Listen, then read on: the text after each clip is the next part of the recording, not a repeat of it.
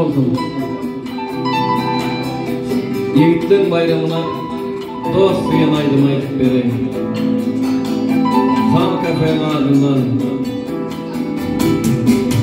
İçki taze koy Türkeşin çağına Katlaşıp çın orta Doğunun metin İşte olsa bilinir Varlığın yok İlk için doğruladım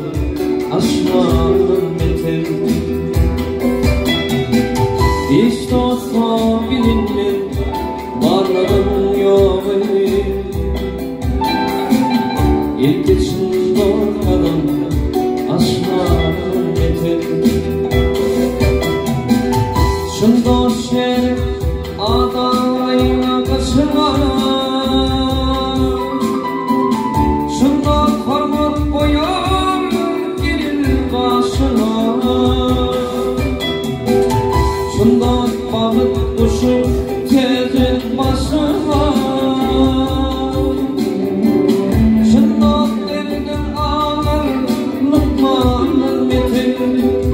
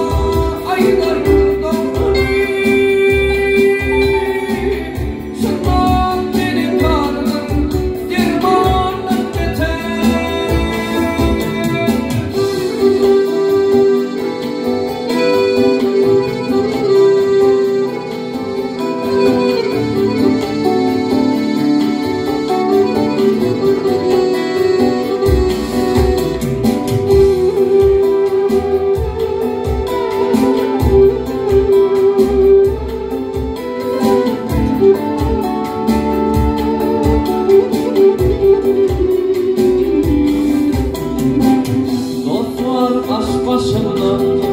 söpüdü çepedi Dost var dayan gönül Doğdu tepe Başka dost var görük yetirir tepe İçi